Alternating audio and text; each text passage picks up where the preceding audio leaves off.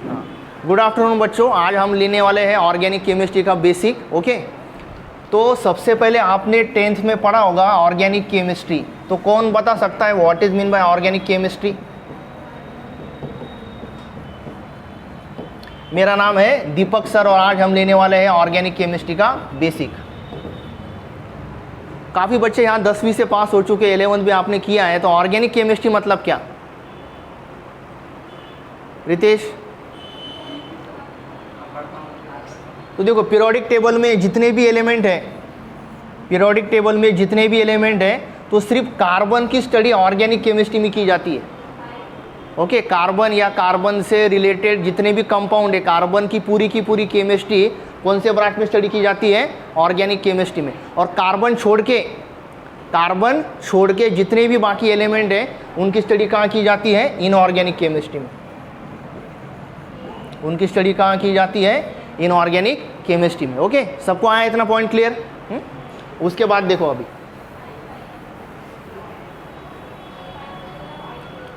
अभी organic chemistry में सबसे इंपॉर्टेंट है कार्बन, बराबर है?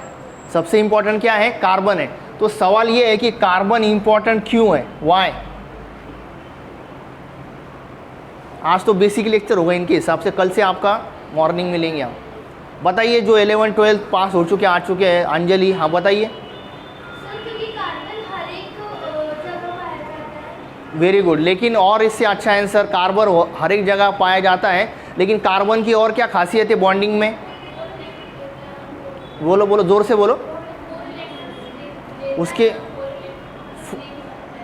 4 इलेक्ट्रॉन उसके आउटर मोस्ट शेल में होते हैं, लेकिन कार्बन कभी भी 4 इलेक्ट्रॉन नहीं ले सकता, ना 4 इलेक्ट्रॉन दे सकता है। ओके, तो वो क्या बनाता है? कोवैलेंट बॉन्ड बनाता है। वो क्या बनाएगा? कोवैलेंट बॉन्ड बनाएगा। अब देखो, इसका हम डिटेल में देखते हैं। अभी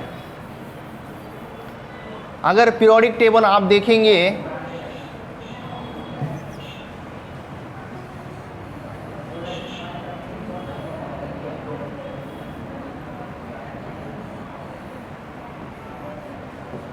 यहाँ है हाइड्रोजन, उसके आगे क्या है? इधर हेलियम है। तो यहाँ पे कौन सा एलिमेंट है? हाइड्रोजन के बाद लिथियम है। यहाँ कौन सा है? बेरिलियम है। इधर कौन सा है? Boron, carbon, nitrogen, oxygen, fluorine and neon.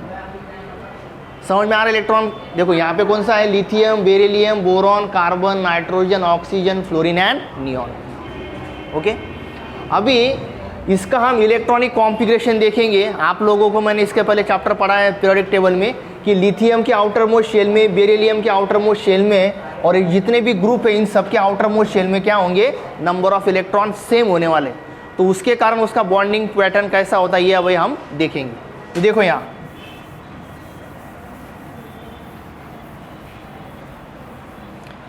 पे देखो, सबसे पहले लिथियम है, ये है बेरिलियम,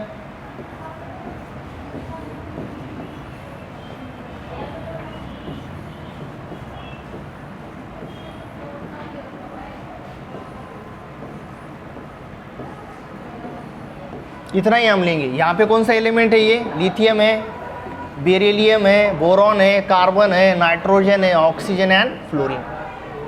तो देखो, सिंपल तरीके से अगर देखा जाए तो लिथियम से लेके फ्लोरीन तक हर किसी के पहले शेल में इलेक्ट्रॉन कैसे है? सेम है। हर किसी के क्या है? पहले शेल में इलेक्ट्रॉन कैसे है? सेम है। लेकिन देखो, लिथियम से लेके अगर आप फ्लोरीन तक जाएंगे तो हर किसी के आउटर मोस्ट शेल के इलेक्ट्रॉन एक एक से बढ़ते जा रहे हैं। हर किसी की क्या? आउटर मोस्ट शेल के इलेक्ट्रॉन एक एक से बढ़ते जा रहे हैं। तो अभी सिंपल लैंग्वेज में, जो आप अभी कुछ बच्चे 11th पास करके आए, कुछ 10th पास करके आए, तो सिंपल लैंग्वेज में देखो, आपको पढ़ाया गया होगा स्कूल लेवल में कि पहले शेल में इलेक्ट्रॉन कितने चाहिए? 2 चाहिए, और उसके बाद के शेल में इलेक्ट्रॉन कितने चाहिए? 8 चाहिए। 1 मिनट आप उनको बोल के थोड़ा धीरे से बात कीजिए। उनको बोलो सर ने बोला है धीरे से बात करने के लिए, इधर आवाज़ आ रहा है बोलना।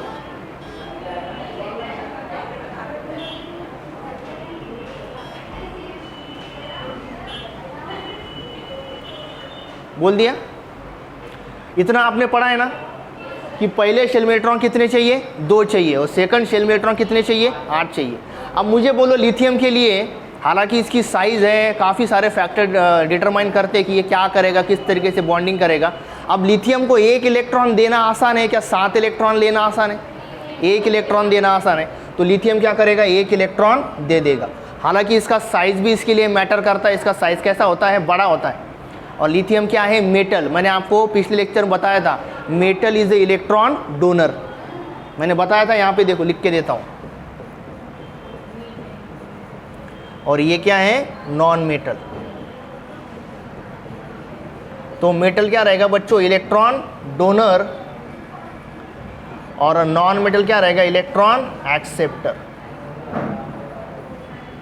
तो लिथियम क्या है, मेटल है, तो उसने क्या कर दिया, एक इलेक्ट्रॉन को डोनेट कर दिया। बेरिलियम का भी वैसा ही होगा। बेरिलियम के आउटर मोस्ट शेल में कितने इलेक्ट्रॉन है, 2। तो 2 इलेक्ट्रॉन देना आसान है क्या, 6 इलेक्ट्रॉन लेना आसान है, 2 इलेक्ट्रॉन देना आसान है। तो बेरिलियम भी क्या कर देगा, 2 इलेक्ट्रॉन दे देगा। उसी तरीके से अगर आप इधर देखेंगे फ्लोरीन, फ्लोरीन के आउटर मोस्ट शेल में कितने इलेक्ट्रॉन है, 7 इलेक्ट्रॉन है।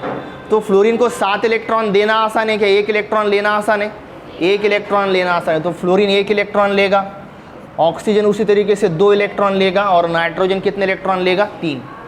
लेकिन इसके लिए इसका साइज भी मैटर करता है, इसकी इलेक्ट्रोनेगेटिविटी भी मैटर करती है। ये आपको धीरे धीरे पढ़ाया जाएगा। हालांकि अंजलि ने पढ़ लिया। इलेक्ट्रोनेगेटिविटी मतलब क्या है, इलेक्ट्रॉन खींचने की क्षमता।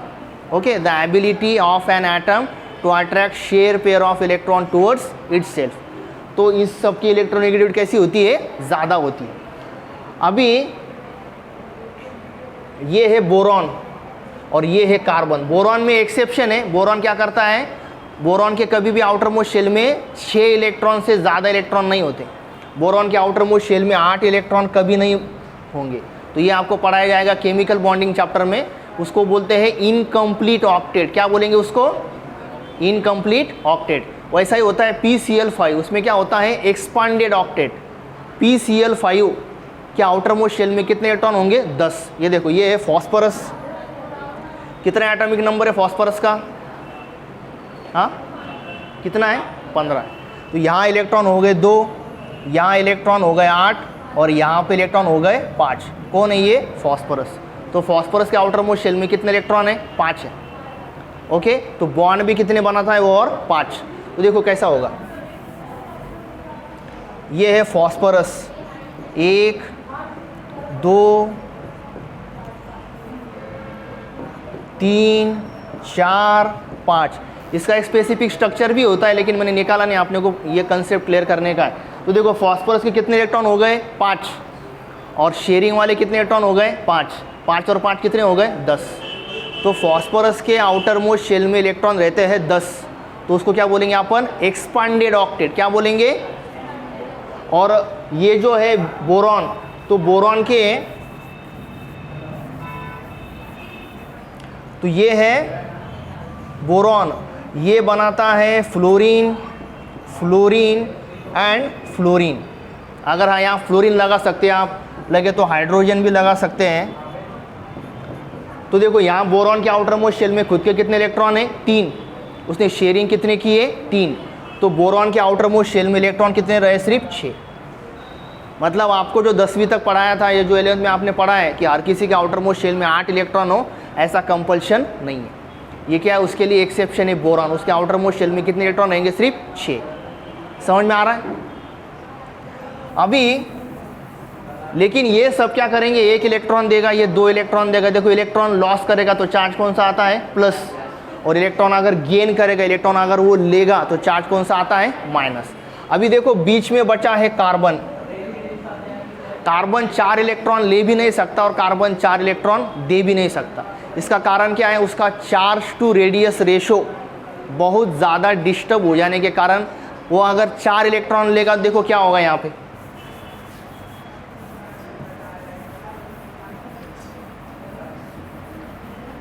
ये देखो कार्बन के आउटर मोस्ट शेल में इलेक्ट्रॉन है 2, यहाँ कार्बन के आउटर मोस्ट शेल में इलेक्ट्रॉन है 4। तो उसके पास प्रोटॉन कितने हो गए, यहाँ पे 6 हो गए, और उसके पास यहाँ इलेक्ट्रॉन कितने हो गए, 4 हो गए। अगर वो 4 इलेक्ट्रॉन लेता है तो यहाँ इलेक्ट्रॉन कितने बन जाएंगे, 4 और 4 8। मतलब वो अगर पूरे के पूरे इलेक्ट्रॉन लेता है तो बात कर रहे हैं हम। तो देखो यहाँ प्रोटॉन कितने हो गए, 6 हो गए, और इलेक्ट्रॉन कितने हो गए, 10 हो गए। तो उसके ऊपर चार्ज कौन सा आएगा, कार्बन 4 माइनस। उसके ऊपर अगर वो 4 इलेक्ट्रॉन लेगा तो चार्ज कौन सा आएगा, माइनस में। तो ये जो माइनस चार्ज है इसके कारण वो स्टेबल रहेगा ही नहीं, एक्चुअली ये ऐसा बनता ही नहीं। सबसे पहली बात, कार्बन को आपने मैक्सिमम ये देखा होगा -1 चार्ज देखा होगा, बराबर है। कार्बन अगर 1 इलेक्ट्रॉन लेगा तो आने वाला दूसरा इलेक्ट्रॉन जल्दी से नहीं आ पाएगा। ये देखो कैसा, देखो कार्बन ने अगर यहाँ 4 इलेक्ट्रॉन है उसके पास और उसने अगर 1 इलेक्ट्रॉन ले लिया यहाँ पे, तो यहाँ पे चार्ज कौन सा आएगा कार्बन के ऊपर, -1। अब उसके बाद भी अगर वो दूसरा इलेक्ट्रॉन लेने की कोशिश करेगा तो ये इलेक्ट्रॉन इसको अपोज करेगा क्या, नहीं, क्योंकि इलेक्ट्रॉन एक दूसरे को क्या करते हैं, अपोज करते हैं, तो ये जल्दी से इलेक्ट्रॉन नहीं आ पाएगा। उनको जरा बोलो वाला प्लीज।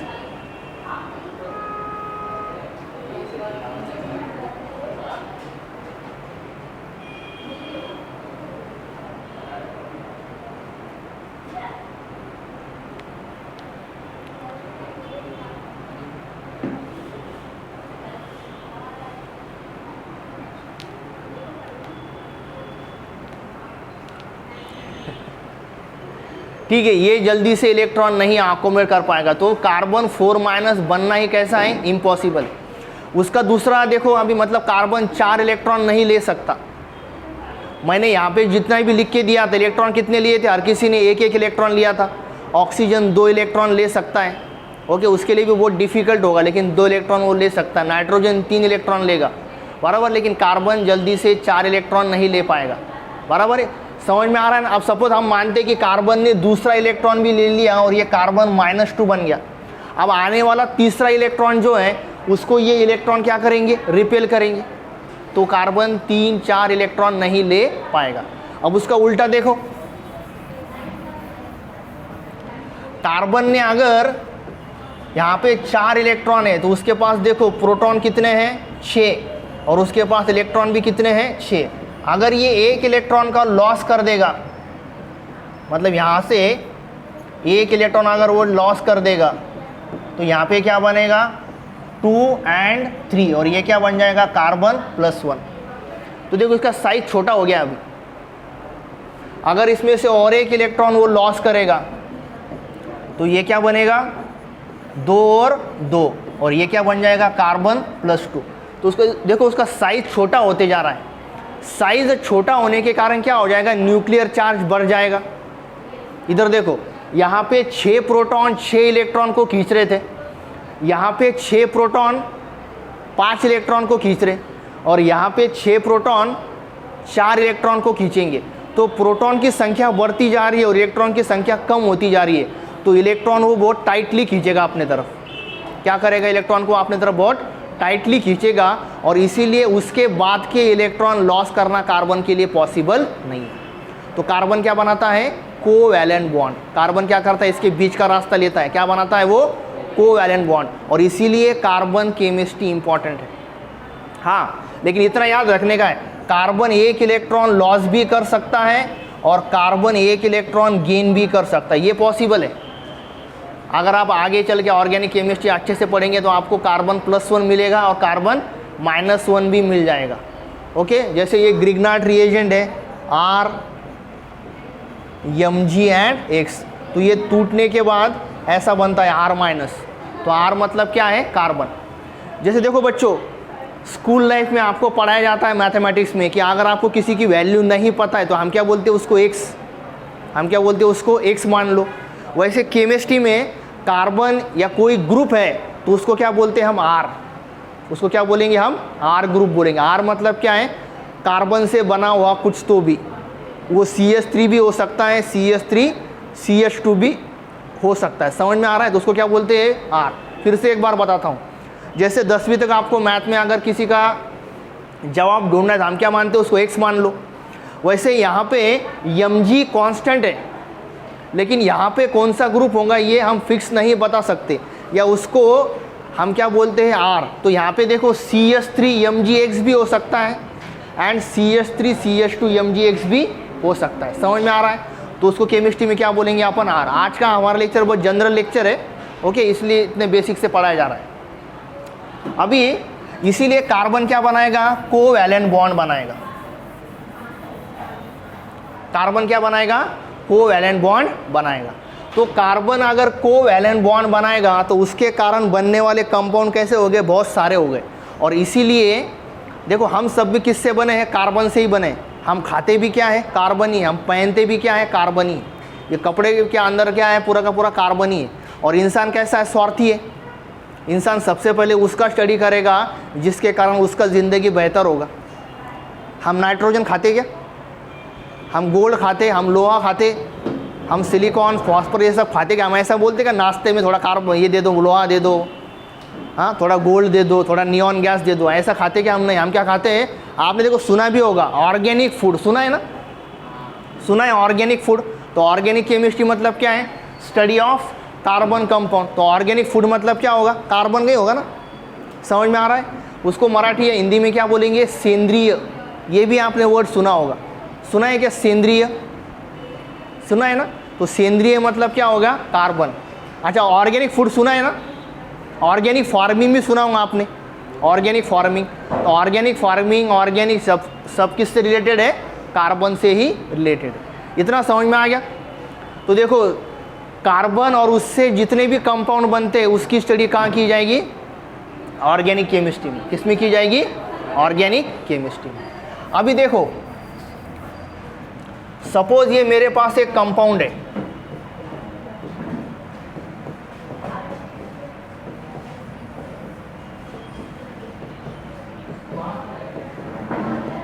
इसका नाम है प्रोपेन। इसका नाम क्या है, प्रोपेन। इधर देखो इसका नॉमेनक्लेचर वगैरह हम बाद में लेंगे, लेकिन आज हम देखो क्या देखते हैं। तो इसे नॉन पोलर बोला जाता है। क्या बोला जाता है इसे, नॉन पोलर।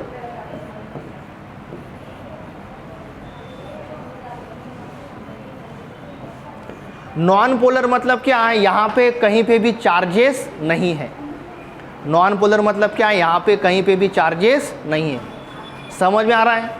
तो नॉन पोलर में से अगर हमें अलग अलग तरीके के कंपाउंड बनाना है, ओके, तो हमें उसका कुछ ना कुछ रिएक्शन करना पड़ेगा। आपने देखा होगा 10वीं तक या 11th में आपने कुछ रिएक्शंस देखे होंगे। तो रिएक्शन में क्या करते, हम किसी ग्रुप को ऐड करते या किसी ग्रुप को निकाल देते। समझ में आ रहा। आपने 11th में कुछ पढ़ा है कि नहीं, आपने क्या पढ़ा है 11th केमिस्ट्री में, नहीं पढ़ा हो तो नहीं बोल दो, पढ़ा है कुछ। पूजा है ना आपका ना, मेरी बहन का नाम भी पूजा, बोलिए कुछ पढ़ा है ऑर्गेनिक केमिस्ट्री में 11th में, क्या पढ़ा है, क्या बोल रही है, जोर जोर से बोलो। नहीं पढ़ा। आपने कुछ पढ़ा है, आपने अंजलि आपने क्या पढ़ा है 11th में, थोड़ा थोड़ा पढ़ा है, और आपने थोड़ा बहुत पढ़ा है। तो देखो ऑर्गेनिक केमिस्ट्री में जो रिएक्शंस है उसका बहुत ज़्यादा इंपॉर्टेंट है, और वो मैं आपको बताता हूँ कि किस तरीके से रिएक्शन होता है। तो सबसे पहले ये क्या है, नॉन, इधर देखो मेरा अच्छे सुनो, ये क्या है, नॉन पोलर है। नॉन पोलर मतलब क्या है, कार्बन की इलेक्ट्रॉन खींचने की क्षमता और हाइड्रोजन की इलेक्ट्रॉन खींचने की क्षमता कैसी है, सेम है। तो कोई किसी को इलेक्ट्रॉन देगा क्या, नहीं, और कोई किसी से इलेक्ट्रॉन लेगा क्या, नहीं। तो उसे हम क्या बोलेंगे, नॉन पोलर। और देखो सिंपल तरीके से बताता हूं,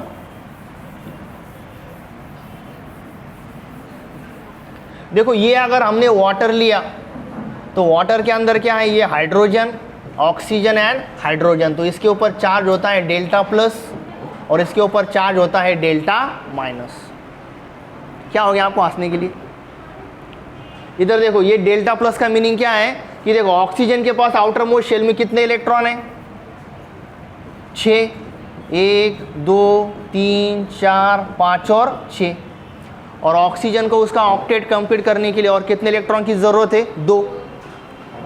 तो वो एक इलेक्ट्रॉन हाइड्रोजन से शेयर करेगा और एक इलेक्ट्रॉन दूसरे हाइड्रोजन से शेयर करेगा। ये देखो ये ऑक्सीजन है, उसके आउटर मोस्ट शेल में इलेक्ट्रॉन 1 2 3 4 5 और 6।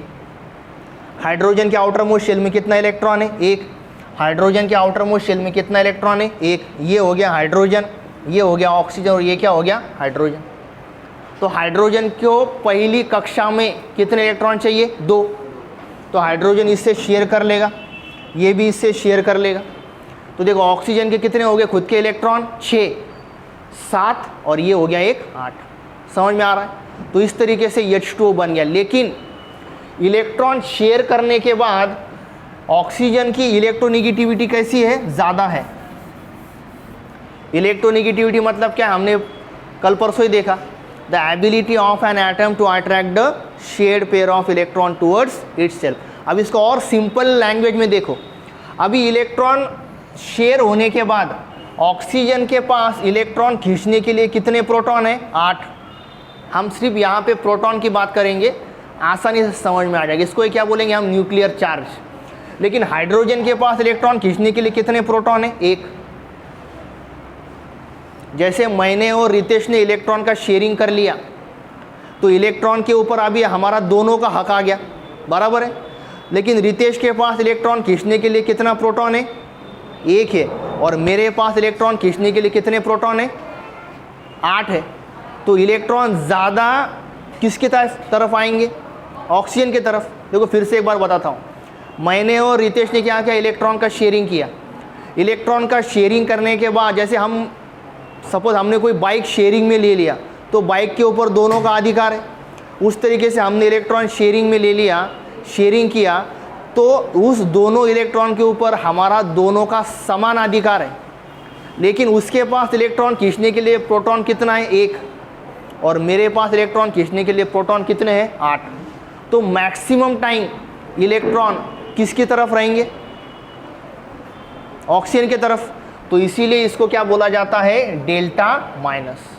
समझ में आ गया अभी, माइनस चार्ज मतलब टोटल गेन ऑफ इलेक्ट्रॉन। मैं यहाँ लिख के देता हूँ, देखो माइनस का मतलब क्या होता है, किसी भी एटम के ऊपर अगर आपने माइनस देखा, इसका मतलब क्या होता है, टोटल गेन ऑफ इलेक्ट्रॉन। और किसी भी एटम के ऊपर अगर आपने प्लस देखा है, इसका मतलब क्या होता है, टोटल लॉस ऑफ इलेक्ट्रॉन। समझ में आ रहा है? प्लस माइनस चार्ज मतलब क्या है, टोटल गेन ऑफ इलेक्ट्रॉन। इसलिए आपने देखो कई बार स्कूल लाइफ में Cl माइनस देखा होगा। एंड प्लस चार्ज मतलब क्या है, टोटल लॉस ऑफ इलेक्ट्रॉन। तो आपने स्कूल लाइफ में ये जरूर देखा होगा, यानी प्लस मतलब क्या हो गया, loss of electron. Total loss of electron मतलब प्लस, एंड डेल्टा प्लस मतलब क्या है, partial loss of electron. Partial मतलब क्या है, थोड़ा सा। समझ में आ रहा है? तो यहाँ पे देखो डेल्टा प्लस है, डेल्टा प्लस, और यहाँ पे क्या है, डेल्टा माइनस। सबको इतना पॉइंट क्लियर हो गया? देखो आगे,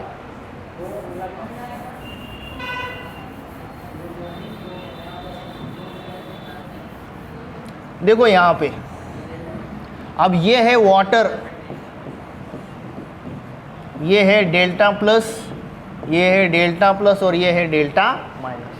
अब दुनिया की कोई भी चीज़ अगर हम वाटर के अंदर डालते हैं, दुनिया की कोई भी चीज़ अगर हम वाटर के अंदर डालते हैं, तो अगर इसके ऊपर चार्ज है प्लस, इसके ऊपर चार्ज है माइनस, तो ये बॉन्ड बनाएगा इसके साथ और ये बॉन्ड बनाएगा इसके साथ।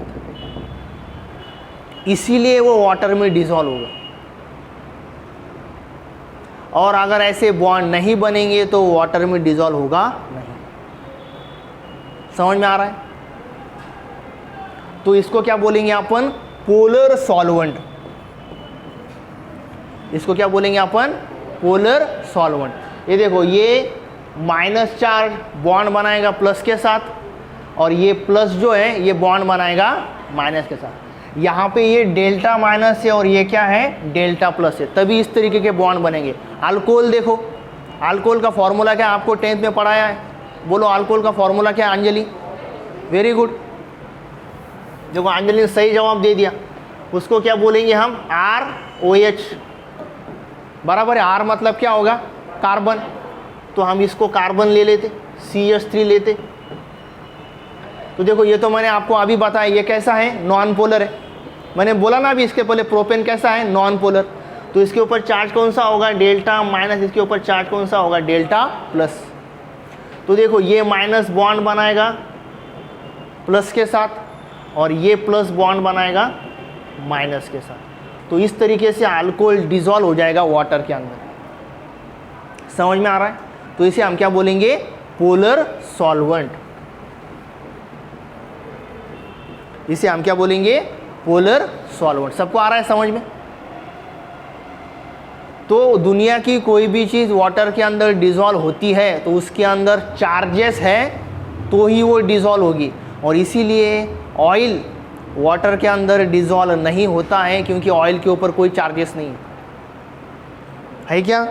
ऑयल के ऊपर कोई भी चार्जेस नहीं है। सही बोल रहा है कि नहीं? समझ में आ रहा है? ऑयल डिजॉल्व होता है वाटर के अंदर? नहीं होता है, क्योंकि ऑयल कैसा है? Non polar. ऑयल कैसा है?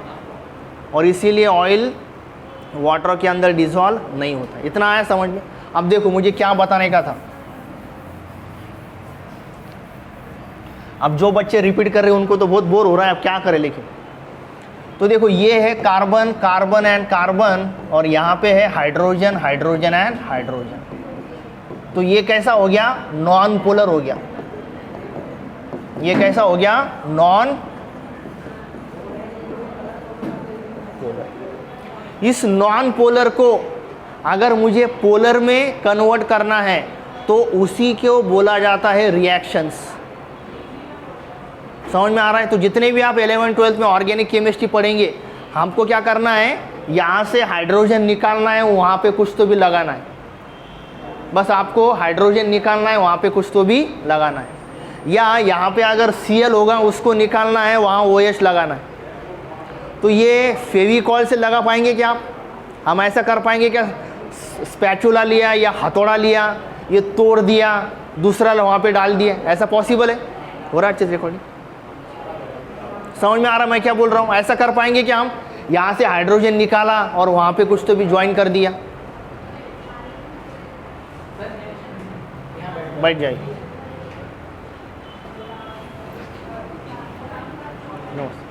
क्या नाम सर आप? युवराज। बैठो नीचे। आप 11th पास हुए या 10th? 11th पास हो चुके। अरे सुमद, क्या जोर से बात करते हैं यार ये। उसको बोला आवाज कम करे यार।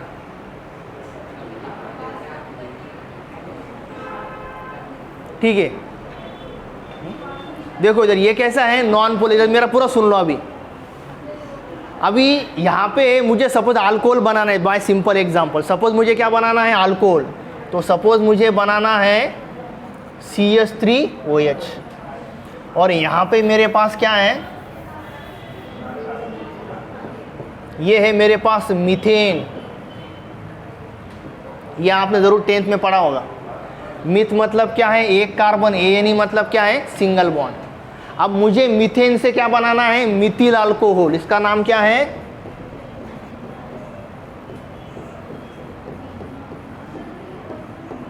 मिथिल अल्कोहल, मिथाइल अल्कोहल, जो भी है। तो इसको बनाने के लिए ऐसा कुछ करेंगे कि हम यहाँ से स्पैचुला लिया या कोई चम्मच लिया या हथौड़ा लिया, उसको तोड़ दिया, आरी से काट दिया और ये OH लेके यहाँ ज्वाइन कर दिया। ऐसा कुछ पॉसिबल है क्या? नहीं। हमको उसके लिए क्या करना पड़ेगा? Organic reactions. अब ये ऑर्गेनिक रिएक्शंस पढ़ने के लिए आपको उसका बेसिक भी आना चाहिए। ओके, और यही सब हम 11th के बच्चों के लिए और जो 11th से 12th में जा रहे हैं उनके लिए GOC कल परसों से स्टार्ट कर देंगे। और आप जो रिपीटर बच्चे हैं आपका क्लास सुबह होगा। समझ में आ रहा मैं क्या बोल रहा हूँ? तो आज हम पढ़ेंगे इंडक्टिव इफेक्ट। क्या पढ़ेंगे हम? बोलो, inductive effect. Very good. Inductive effect के कारण हम नॉन पोलर चीज़ों को पोलर चीज़ों में कन्वर्ट करते हैं। ओके, इंडक्टिव इफेक्ट के कारण हम क्या करते हैं? नॉन पोलर जो मॉलिक्यूल है उसको हम किस में कन्वर्ट करेंगे? पोलर में। ओके, अब suppose inductive, INDUCTIVE, inductive effect. So what is mean by induction? आपको 10वीं में था, देखो इंडक्शन कॉइल आपने सुना होगा घर पे। इंडक्शन कॉइल है, या इंड्यूस आपने सुना होगा फिजिक्स में, इंड्यूस फोर्स सुना है ना। So what is mean by induction? सुना है आपने रितेश? तो इंडक्शन मतलब क्या? अच्छा, इंडक्शन कुकर ऐसा कुछ सुना है ना, induction pressure cooker, induce coil. So what is mean by induction?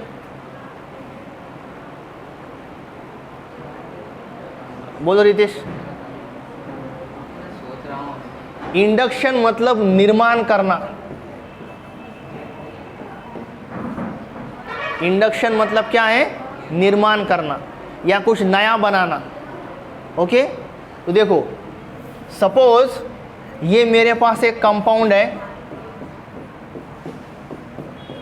और यहां पे क्या अटैच है? हाइड्रोजन. अभी मैंने कुछ रिएक्शन करके यहां से क्या किया? हाइड्रोजन को हटा दिया. ये रिएक्शन क्या है हम आगे देखेंगे in the course of time. और सपोज मैंने यहां पे Cl लगा दिया, तो इसके पहले जो कंपाउंड नॉन पोलर था, नॉन पोलर क्यों था? क्योंकि कार्बन और हाइड्रोजन की इलेक्ट्रॉन खींचने की क्षमता कैसी है? सेम है, या उसको हम सेम मानते हैं. कार्बन और हाइड्रोजन की इलेक्ट्रॉन खींचने की क्षमता कैसी है? सेम है.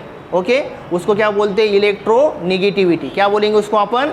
इलेक्ट्रोनिगेटिविटी. ये हम बाद में पढ़ेंगे. ओके, उसकी एक वैल्यू होती है. ओके, तो दोनों की वैल्यू कैसी है? लगभग सेम है. हाँ, आप बताओ रितेश, कार्बन का कितना इलेक्ट्रोनेगेटिविटी है और हाइड्रोजन का कितना इलेक्ट्रोनेगेटिविटी है? कार्बन का कितना इलेक्ट्रोनेगेटिविटी?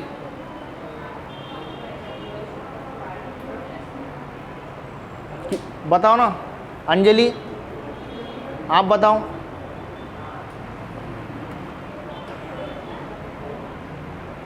कार्बन का इलेक्ट्रोनेगेटिविटी है 2.5 और हाइड्रोजन का इलेक्ट्रोनेगेटिविटी है 2.2 या किसी बुक में 2.1 भी दिया. मतलब इनका इलेक्ट्रॉन खींचने का पावर कैसा है? लगभग सेम है. इसलिए कार्बन ना इलेक्ट्रॉन दे रहा है हाइड्रोजन को, ना हाइड्रोजन इलेक्ट्रॉन दे रहा है कार्बन को. इसीलिए क्या है? ये नॉन पोलर. हालांकि ये अभी नॉन पोलर नहीं है, ये अभी पोलर बन गया है. अभी देखो यहाँ पे कार्बन है और यहाँ पे Cl है, तो ये दोनों इलेक्ट्रॉन शेयरिंग में चले गए. लेकिन इसके पास इलेक्ट्रॉन खींचने के लिए कितने प्रोटॉन है? 17. और इसके पास इलेक्ट्रॉन खींचने के लिए कितने प्रोटॉन है? सिर्फ 6. तो इलेक्ट्रॉन मैक्सिमम टाइम किसके पास रहेंगे? वेरी गुड, अंजलि ने सही जवाब दिया. तो इलेक्ट्रॉन मैक्सिमम टाइम रहेंगे क्लोरीन के पास. तो वहाँ चार्ज कौन सा आएगा? डेल्टा माइनस आया. और कार्बन के ऊपर चार्ज कौन सा आएगा? Delta plus. तो इसके पहले जो नॉन पोलर कंपाउंड था वो पोलर बन गया कि नहीं? यहाँ पे पोलर बना क्या नहीं बना? अब देखो इसके आगे. अब देखो यहाँ पे ये कार्बन है, ये दूसरा, ये तीसरा, और यहाँ पे क्या है? Cl है. ये है CH3. यहाँ है हाइड्रोजन, हाइड्रोजन, हाइड्रोजन, और यहाँ पे क्या है? हाइड्रोजन. अब ये बन गया है डेल्टा प्लस और ये क्या बन गया है? Delta minus. इसका मीनिंग क्या है कि ये यहाँ पे जो शेयरिंग में इलेक्ट्रॉन थे वो मैक्सिमम टाइम किसके पास है? क्लोरीन के पास. एंड मिनिमम टाइम किसके पास है? कार्बन के पास. ये देखो, ये दोनों इलेक्ट्रॉन, अगर दोनों का इलेक्ट्रोनेगेटिविटी सेम रहता, देखो जैसे ये कार्बन है और ये कार्बन है, और दोनों का अगर मतलब दोनों का यहाँ पे क्या इलेक्ट्रोनेगेटिविटी सेम है, तो दोनों इलेक्ट्रॉन दोनों एटम से सेम डिस्टेंस पे रहेंगे. रहेंगे क्या नहीं? कार्बन को बॉन्ड कितने चाहिए? 4. तो 3 बॉन्ड किससे बनाया उसने? हाइड्रोजन से. और 1 बॉन्ड किससे बनाया उसने? कार्बन से. देखो ये ऐसा है CH3 CH3. बस मैंने इसको ऐसा निकाल लिया यहाँ. तो ये जो इलेक्ट्रॉन शेयरिंग में है ये दोनों के कैसे रहेंगे? इंटर न्यूक्लियर डिस्टेंस से सेम रहेंगे. क्योंकि इसके पास भी इलेक्ट्रॉन खींचने के लिए कितने प्रोटॉन है? 6. इसके पास भी इलेक्ट्रॉन खींचने के लिए कितने प्रोटॉन है? 6. तो दोनों के सेम डिस्टेंस पे रहेंगे. तो कोई किसी को इलेक्ट्रॉन दे रहा है क्या? नहीं. कोई किसी इलेक्ट्रॉन ले रहा है क्या? नहीं. इसीलिए ये नॉन पोलर है. इसीलिए क्या है? ये नॉन पोलर. लेकिन यहाँ पे ऐसा पॉसिबल है क्या? अभी नहीं. क्यों? क्योंकि क्लोरीन के पास इलेक्ट्रॉन खींचने के लिए कितने प्रोटॉन है? 17. और यहाँ पे इलेक्ट्रॉन खींचने के लिए कितने प्रोटॉन है? सिर्फ 6. देखो मैं आपको बहुत सिंपल लैंग्वेज में बता रहा हूँ. यहाँ प्रोटॉन के साथ साथ न्यूट्रॉन भी इलेक्ट्रॉन खींचने के लिए है. यहाँ प्रोटॉन के साथ साथ न्यूट्रॉन भी इलेक्ट्रॉन खींचने के लिए, तो उसको क्या बोलते हैं हम, न्यूक्लियर चार्ज। क्या बोलेंगे अपन उसको? लेकिन ये थोड़ा सा न्यूक्लियर चार्ज अगर शब्द इस्तेमाल किया तो बच्चे ऐसे देखते, फिर ऐसे देखते, फिर आजू बाजू देखते, फिर वो सोचते सबको समझ में आ रहा है तो मुझे भी आना ही चाहिए, क्योंकि मेरी ईगो का सवाल है। मुझे अगर समझ में नहीं आया और मैंने सवाल पूछ लिया तो ये तो मेरे जो रिस्पेक्ट है उसकी तौहीन हो रही है। मैंने 10th में 90% लिए, 95 लिए, 80 लिए, 85 लिए, मैं तो इतना होशियार हूँ और मैं सवाल पूछूँ इतना आसान। तो बच्चा क्या करता है क्लास में, हमेशा होशियार बच्चे की तरफ ध्यान देता है। उसको समझ में आ रहा है ना तो मुझे भी आ गया, क्योंकि वो दिखाना चाहता है आसपास के दोस्तों को या खुद को कि I am also talented like you. तो ऐसा करना नहीं है हमारे क्लास में। अगर आपको समझ में नहीं आए तो पूछने का है, ओके। तो क्या कहा था, ये देखो, इसको क्या बोलते हैं हम, न्यूक्लियर चार्ज। तो क्लोरीन का न्यूक्लियर चार्ज कैसा है, ज़्यादा है, और कार्बन का न्यूक्लियर चार्ज कैसा है, कम है। तो ये दोनों इलेक्ट्रॉन मैक्सिमम टाइम किसके पास रहेंगे, क्लोरीन के पास। अभी देखो इसके बाद क्या होगा। देखो बच्चों, एक बात हमेशा याद रखो, केमिस्ट्री में जिसके पास इलेक्ट्रॉन कम है वो भी परेशान है, जिसके पास इलेक्ट्रॉन ज़्यादा है वो भी परेशान है। इसीलिए हमेशा न्यूट्रल एटम ही स्टेबल रहेगा। क्या बोला आपने रितेश?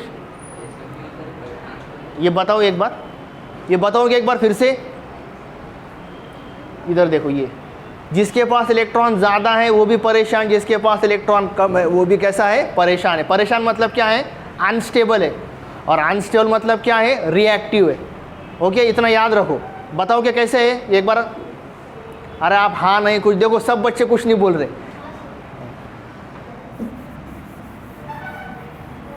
देखो ये सिंपल एग्जांपल है, अगर मैंने सोडियम लिया तो यहाँ कितने इलेक्ट्रॉन है, 2, 8 और 1। तो ये न्यूट्रल है क्या, यस। और इसका ऑक्टेट कंप्लीट है क्या, नो। इसका ऑक्टेट है क्या, कंप्लीट नहीं है। और मैंने यहाँ क्लोरीन लिया, वहाँ इलेक्ट्रॉन है 2, 8 और 7। ये न्यूट्रल है क्या, यस।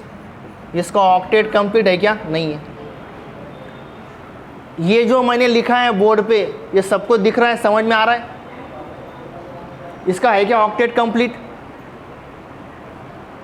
नहीं है ना। इसके आउटर मोस्ट शेल में कितने इलेक्ट्रॉन चाहिए, 8। है क्या ऑक्टेट कंप्लीट, नहीं। इसका भी है क्या ऑक्टेट कंप्लीट, नहीं। अब देखो, अब इसने 1 इलेक्ट्रॉन लॉस कर दिया, तो यहाँ क्या बचा, 2 और 8। और इसने क्या किया, 1 इलेक्ट्रॉन का गेन कर लिया। तो इलेक्ट्रॉन का गेन करने के बाद ये क्या बन गया, Na+, और ये क्या बन गया, Cl-। बराबर, ये क्या बन गया, लॉस ऑफ इलेक्ट्रॉन मतलब plus charge, gain of electron मतलब माइनस चार्ज। तो अभी इसका ऑक्टेट कंप्लीट है क्या, यस। अभी इसका ऑक्टेट कंप्लीट है क्या आफ्टर गेनिंग इलेक्ट्रॉन, यस। लेकिन क्या बच्चों अभी ये न्यूट्रल है, नो। न्यूट्रल है क्या अभी ये, नहीं। इसके ऊपर चार्ज कौन सा आ गया, प्लस।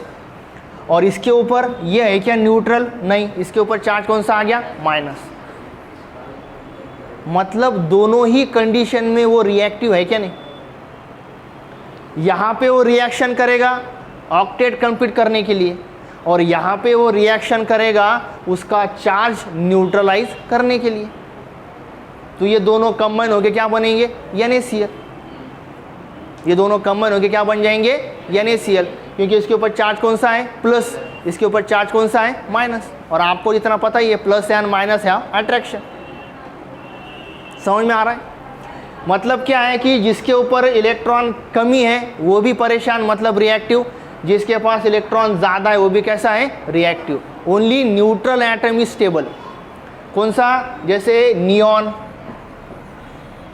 तो देखो नियॉन का न्यूट्रल है क्या, नियॉन, यस। और नियॉन का ऑक्टेट कंप्लीट है क्या, यस। इधर देखो, ये समझ में आएगा आपको। नियॉन जो है, इसका नाम क्या है, नियॉन है। ये न्यूट्रल है क्या, यस। और इसका ऑक्टेट कंप्लीट है क्या, यस। इसीलिए ये नॉन रिएक्टिव है क्या नहीं, नॉन रिएक्टिव। क्योंकि ना वो इलेक्ट्रॉन कंप्लीट करने के लिए ऑक्टेट में उसके ऑलरेडी 8 इलेक्ट्रॉन होने के कारण वो इलेक्ट्रॉन किसी को देगा भी नहीं, किसी से लेगा भी नहीं, और वो ऑलरेडी कैसा है, न्यूट्रल है, क्योंकि उसके पास टोटल नंबर ऑफ प्रोटॉन और इलेक्ट्रॉन की संख्या कैसी है, सेम है। उसके पास 10 प्रोटॉन है, 10 इलेक्ट्रॉन है। लेकिन ये है क्या, स्टेबल नहीं। मतलब देखो, जिसके पास इलेक्ट्रॉन कम रहते हैं और जिसके पास इलेक्ट्रॉन ज़्यादा रहते हैं वो भी क्या रहेंगे, रिएक्टिव। समझ में आ रहा है इतना? रितेश 1 घंटा हो गया क्या, कितना हुआ? थोड़ा और 10 मिनट लेंगे, देन वी विल स्टॉप। तो देखो ये बच्चों कार्बन ये ऐसा है और यहाँ है Cl और यहाँ चार्ज आ गया डेल्टा प्लस, यहाँ है CH3, ये हाइड्रोजन है, हाइड्रोजन हाइड्रोजन और ये हाइड्रोजन। इधर देखो मेरा, सुनो अभी अच्छे से, और ये क्या बन गया, डेल्टा माइनस। और बच्चों ये जो इलेक्ट्रॉन शिफ्टिंग हो रहा है, ये इलेक्ट्रॉन शिफ्टिंग होता है sigma bond through.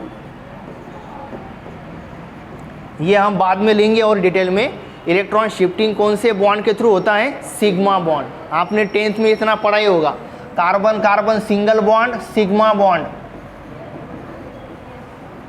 And carbon carbon double bond pi bond. एक सिग्मा और एक कौन सा होगा, पाई बॉन्ड। ट्रिपल बॉन्ड होगा तो ये फिर से क्या होगा, पाई बॉन्ड। समझ में आ रहा है? इसको ऐसा नहीं लिखो, ऐसा PI लिखो, पाई बॉन्ड। ये भी क्या है, पाई बॉन्ड, ठीक है।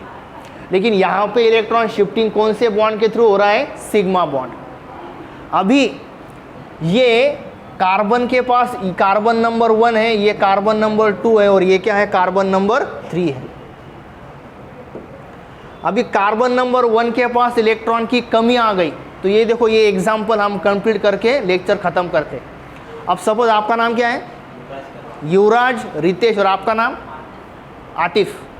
युवराज, रितेश एंड आतिफ चले गए अमेरिका। कहाँ चले गए वो, अमेरिका चले गए। उन्होंने किसी कोर्स में एडमिशन ले लिया।